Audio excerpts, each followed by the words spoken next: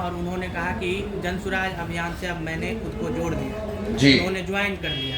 जी। क्या कहना होगा इस पर? देखिए, ये जन स्वराज का प्रयास ही है कि बिहार में हर वो व्यक्ति जो चाहता है कि बिहार में नई व्यवस्था बने, सुधार हो, शिक्षा हो, रोजगार हो, जो इस 30, 35, 40 वर्षों की कुव्यवस्था से त्रस्त है, जो भी कंधा लगाना चाहता है उसका स्वागत है।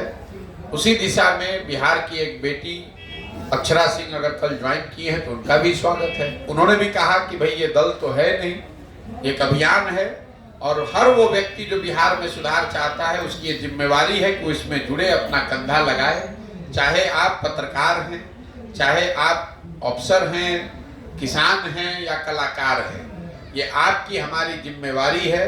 अगर आप और हम नहीं जगेंगे, नहीं कंधा लगाएंगे तो ये लिख कर रखिए, जिस गरीबी और बदहाली में हम लोगों की जिंदगी बीती है, इसी गरीबी बदहाली में हम लोग के बच्चों को भी जीना पड़ेगा। कोई पंजाब और केरल से आकर, गुजरात से आकर बिहार को सुधारने वाला नहीं है। बिहार को अगर सुधारना है तो बिहार के लोगों को ही प्रयास करना पड़ेगा। इसलिए मुझे खुशी है कि अक्षरा सिंह जैसे किसी महिला ने, किसी बिहार की बेटी ने ये कदम उठाया है कि बाकी सारे दलों को छोड़कर जन स्वराज की इस अभियान में जुड़ी हैं और उनको मैं शुभकामना दे रहा हूँ। कयास ये भी लगाया जा रहा है कि आरा से लोकसभा लड़ सकती है। अब देखिए, कयास तो लगाने का आपका काम है। प्रशांत किशोर कहाँ लड़ेंगे, दल कब बनेगा, कयास की बात छोड़िए, जो बात हो रही है उसको देखिए। मैं कर रहा हूँ पदयात्रा पिछले 15 महीनों से, उसको देखिए, उस पर टिप्पणी कीजिए। पदयात्रा करके कब तक करेंगे, क्या होगा, कैसे, कयास का तो कोई अंत ही नहीं है। कल उन्होंने ज्वाइन किया है, उन्होंने ये कहा है कि इस अभियान के जरिए जो बिहार को सुधारने का प्रयास हो रहा है, मैं उसमें सहमति अपना व्यक्त कर रही हूँ, उसमें अपना कंधा लगाना चाहती हूँ। इसमें जो भी कंधा लगाना चाहता है उसका स्वागत है। 2024 की लोकसभा को लेकर के जन स्वराज की कोई प्लानिंग नहीं है। हम चुनाव, ये जन स्वराज का जो पूरा अभियान है, ये चुनाव के नजरिए से नहीं किया जा रहा है। चुनाव तो हम बहुत लड़ाए हैं, जिताए, हराए, वो सब अलग बात है। 2015 में तो मैं बिहार में महागठबंधन की मैंने मदद की, मैं पूरा बिहार जीत गया था महागठबंधन के साथ। उससे बिहार तो नहीं सुधरा। 2014 में मोदी जी देश में जीत गए, उससे तो बिहार नहीं सुधरा। उससे पहले यूपीए की सरकार थी, उससे तो बिहार में पलायन मजदूरी नहीं रुका। तो मैंने इसीलिए आपको कहा कि 10 साल का मेरा जो अनुभव है उसके आधार पर मैंने ये तय किया है कि नहीं, अगर बिहार में सुधार होना है तो सिर्फ राजनीतिक परिवर्तन, राजनीतिक दल चुनाव लड़ने हारने से नहीं होगा। जब तक समाज के स्तर पर प्रयास नहीं किया जाएगा, लोगों को नहीं जोड़ा जाएगा, समझाया जाएगा, तब तक बिहार में आमूल चूल परिवर्तन नहीं हो सकता। लेकिन गठबंधन वाले तो अक्सर प्रशांत जी पे आरोप लगाता है कि ये भाजपा की बी ग्रुप है। भैया, गठबंधन वालों को दिख रहा है मैं भाजपा का बी ग्रुप हूँ, भाजपा वाले को दिख रहा है कि मैं महागठबंधन का बी ग्रुप हूँ। भाई, भाजपा वाले तो ये बता रहे हैं कि प्रशांत किशोर जो प्रयास कर रहे हैं तो हम ही लोग के वोट का बड़ा नुकसान हो रहा है। देखिए, सच्चाई यह है कि दोनों दलों को बिहार में मुफ्त में वोट लेने का आदत लग गया है। जो गठबंधन के वोटर हैं, खासकर मान लीजिए मुसलमान वर्ग के जो लोग हैं, वो बिहार में दलितों के बाद सबसे ज्यादा गरीब, बदहाल, फटेहाल है। लेकिन भाजपा के डर से मजबूरी में वो लालटेन को वोट देते हैं, महागठबंधन को वोट देते हैं। वो महागठबंधन के वोटर नहीं हैं। उसी तरीके से समाज का एक बड़ा वर्ग जो भाजपा को वोट देता है, वो भाजपा का वोटर नहीं है, वो लालू जी के डर से खाली इनको वोट देता है। तो ये दोनों दलों को, दोनों गठबंधनों को जो डर हो गया है कि भाई जो ये मुफ्त में हम लोग मलाई मार रहे हैं, मुफ्त में जनता का वोट ले रहे हैं, जनता ने मिलकर अगर कोई अपना तीसरा विकल्प बना लिया तो दोनों की मुफ्तखोरी खत्म हो जाएगी। इसीलिए ये घबराहट है, इसीलिए इस तरह के अनर्गल प्रलाप हैं।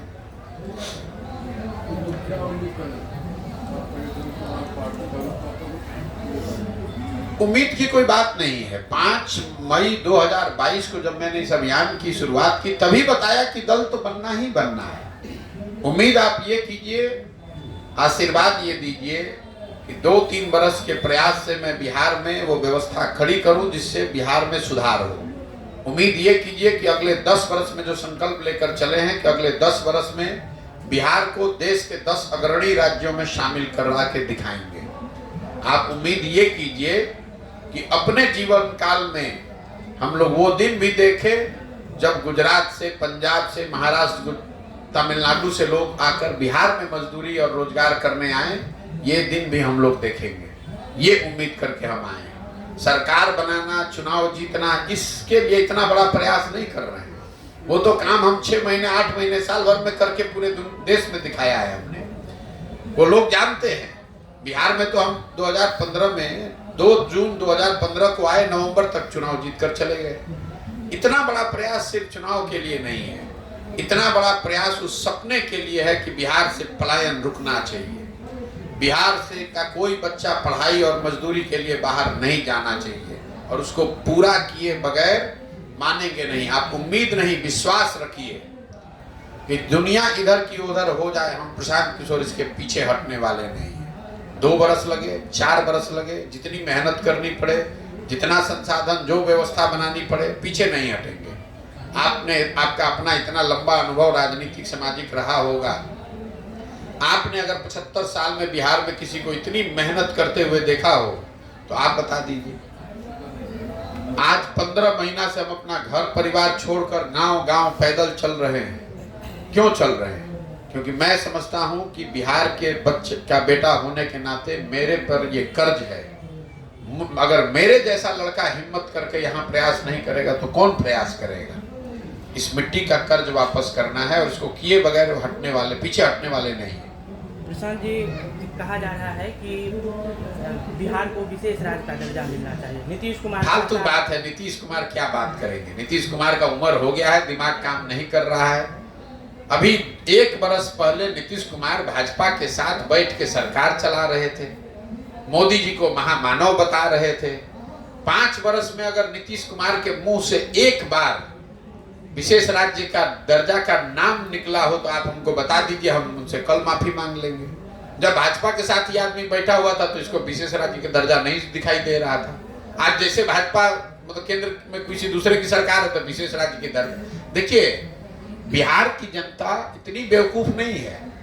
वो एक बात तो हर आदमी जान गया है कि नीतीश कुमार की बस जीवन में एक प्राथमिकता है, किसी तरह अपनी कुर्सी बची रहे। ना उस आदमी का कोई सिद्धांत है, ना उस आदमी की कोई विचारधारा है, ना उस आदमी को बिहार की कोई चिंता है। उसको बस एक ही चिंता है कि किसी तरह फेविकॉल लगा के जो हम कुर्सी पर बैठे हुए हैं, ईमान बेच के, अपनी लेगेसी बेच के, किसी तरह वो कुर्सी जितना दिन चलना है चल जाए। लेकिन मैं आपको ये भी बता रहा हूँ, ये नीतीश कुमार के राजनीति का अंतिम दौर चल रहा है। जितना हाथ पांव मार ले, हम उनमें से नहीं है जो रोज रोज इस तरह की भविष्यवाणी करता है। हमने एक बार बंगाल में कहा कि भाजपा नहीं जीत रही है तो नहीं जीत रही है, 100 नहीं पार करेगी तो नहीं किया पार। मैं आपको विश्वास से कह रहा हूं, नीतीश कुमार के राजनीतिक पारी का अंतिम दौर चल रहा है। वो चाहे दुनिया में जो प्रयास करना है कर ले। अब बिहार की जनता उस आदमी पर एक दिन भरोसा करने को तैयार नहीं है। कल अगर वोट हो जाए तो नीतीश कुमार को पानी पीने को नहीं मिलेगा। नीतीश कुमार को हम जब से पदयात्रा कर रहे हैं तब से ये चुनौती दिया हुआ है हमने कि अगर दम है तो अपनी सुरक्षा लेकर एक पंचायत में पैदल चल के दिखा दो, पब्लिक जीना हराम कर देगी। इतना गुस्सा है नीतीश कुमार के लिए। नीतीश कुमार का क्या बात करते हैं? ये आदमी विधानसभा में खड़ा होकर जिस तरह के वाक्य इसने बोले हैं, इस पूरे बिहार के लोगों को शर्मसार किया है, और ये बढ़ने वाला है। जब तक ये आदमी कुर्सी पर रहेगा पूरे बिहार के लोगों को शर्मसार ही करेगा। तो विशेष राज्य का दर्जा पे आपका क्या ओपिनियन है? ये सार्थक नहीं होगा कि बिहार को विशेष राज्य? बिल्कुल विशेष राज्य का दर्जा मिलना चाहिए, लेकिन विशेष राज्य के दर्जे से आपकी हमारी गरीबी खत्म होने वाली नहीं है। विशेष राज्य के दर्जे से बिहार के बच्चे पढ़े लिखे नहीं बन जाएंगे जब तक बिहार में शिक्षा व्यवस्था को नहीं सुधारा जाएगा, यहाँ पूंजी का उपयोग नहीं किया जाएगा। विशेष राज्य के दर्जा में क्या होता है? उसके अपने नॉर्म। अरे सुनो, कुछ नहीं नॉर्म होता है। अभी केंद्र सरकार का कोई योजना जो चलती है उसमें 60% केंद्र दे रहा है, 40% राज्य दे रहा है। ठीक है, विशेष राज्य का दर्जा हो जाएगा तो आपको 90 मिलने लगेगा, 10 ही आपको देना पड़ेगा।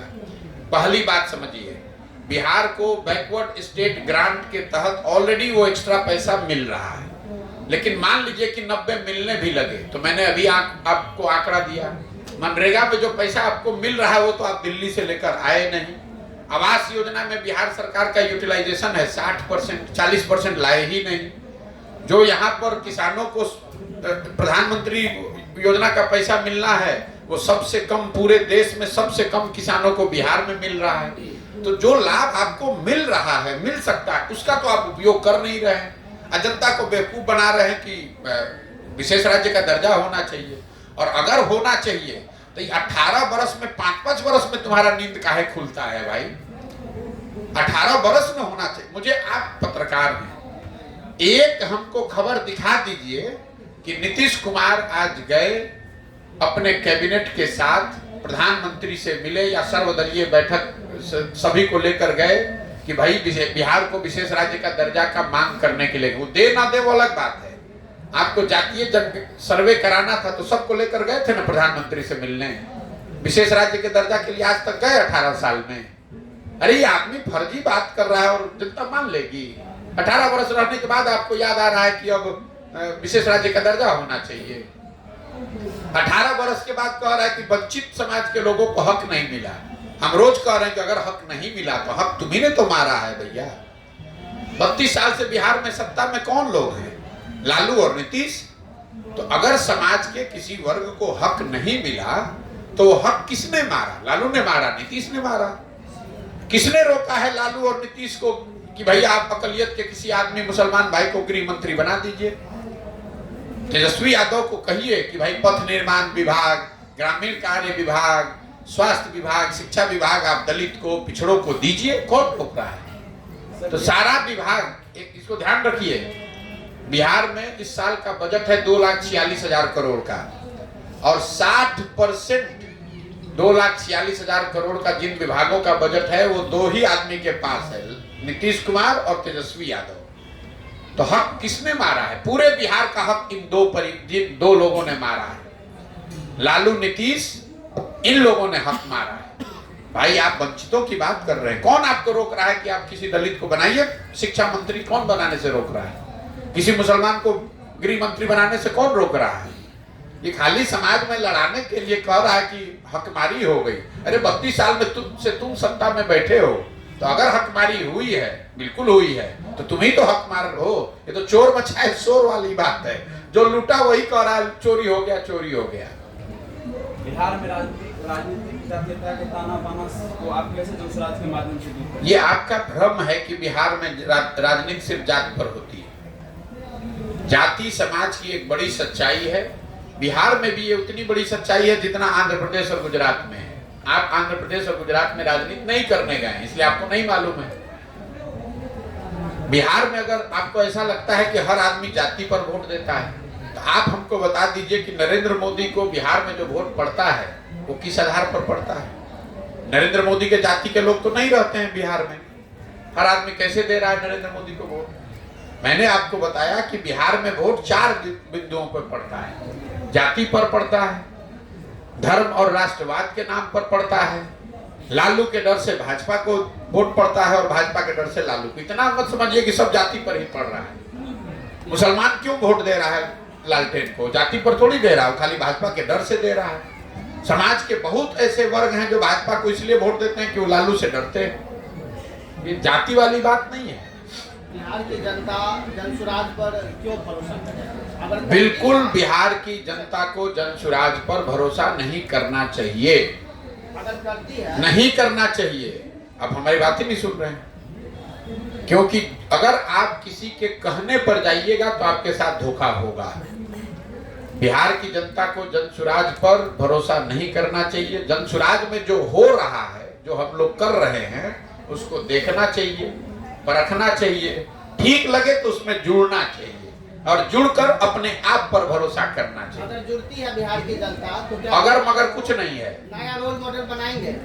कोई अगर मगर नहीं। हमने आपको पहले बता दिया, ये तो बता दिया कि जनसुराज का उद्देश्य क्या है, लेकिन हमने ये नहीं कहा कि प्रशांत किशोर बना देंगे। क्योंकि हम उन बेवकूफों में से नहीं है जो कहते हैं कि भैया हमको वोट दे दो, हम आएंगे सुधार देंगे। जब तक बिहार की जनता नहीं सुधरेगी, बिहार के लोग ये जिम्मेवारी नहीं समझेंगे, वो इस दिशा में प्रयास नहीं करेंगे, तो सिर्फ बात करने से, हमारे और आपके कुर्सी पर बैठने से बिहार नहीं सुधरने वाला है।